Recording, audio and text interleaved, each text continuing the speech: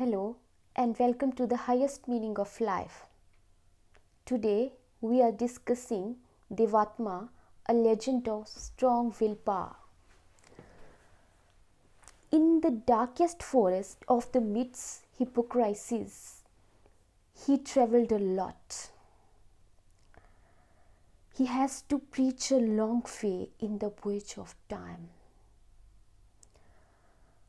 With the lighthouse of truth, goodness, and beauty, he is not fatigued. No. He alone is a solitary reaper in a dark, dark beach of the world. Devatma, sowing the seeds of well-being and benevolence on the wasteland, he knows clearly that he is sowing the seeds of well-being on the land of waste. He understands the level of his residents, hence kept on singing the muses of eternity. Knowing these tones are devoid of skill, still excavating the soil of the brook, he is invariably Devatma. With the sickle, again and again, he has been tortured by the low mentality of the individuals, but still steadfast. He is Devatma. In Atmakatha, Devatma describes, it was night and silence all around.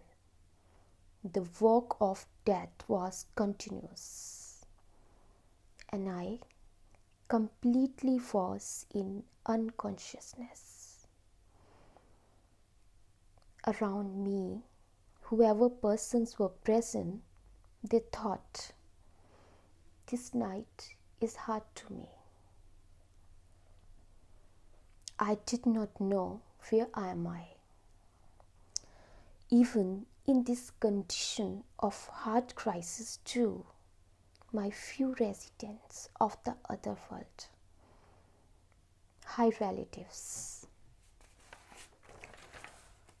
being present in front of me for rescuing me,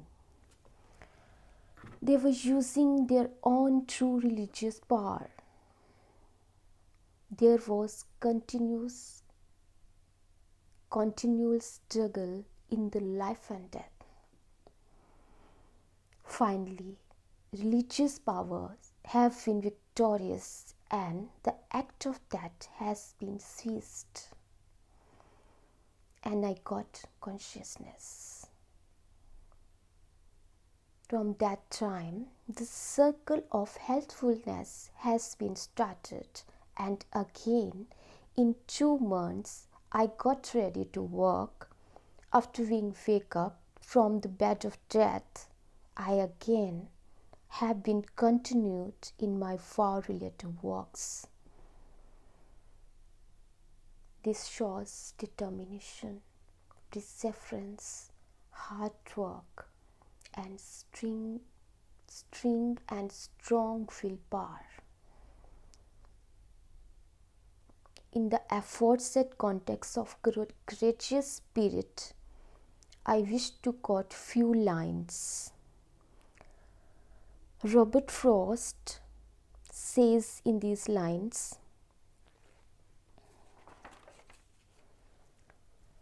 the woods are lovely, dark and deep, but I have the promises to keep and miles to go before I sleep, and miles to go before I sleep. Without any tin of Jelma, Devatma holds an invincible spirit. due to the tempest of hardships, afflictions, and angst, he stands still and stout-hearted. For instance, in the contour of deep conversation, he thinks. After a long conversation, it is paused that earth shakes, sky trembles, and in the answer of my question, in a secret sound, this melody has produced. Certainly, your mission is not a vague. It has meaning. It is productive. It sounds ecstatic view of life. Certainly, it's according to the evolutionary path of nature. And this will not live without progress and bliss. We too are the true witness of this conversation. These pearls have been taken from Atam Katha, where Devatma contemplates. At this point, I depict glorious lines of William Ernest Henley. He quotes in his poem Invictus. Out of the night that covers me, black as the pit from pole to pole, I thank whatever gods may be for my unconquerable soul.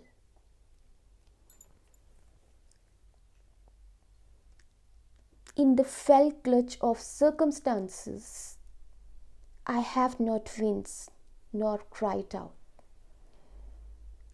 Under the bulgings of chance, my head is bloody but unbowed. Beyond this place of wrath and tears looms but the horror of the shade, and yet the menace of the years finds and shall find me unbowed. It matters not how straight the gate, how charged with punishments the scroll. I am the master of my fate. I am the captain of my soul.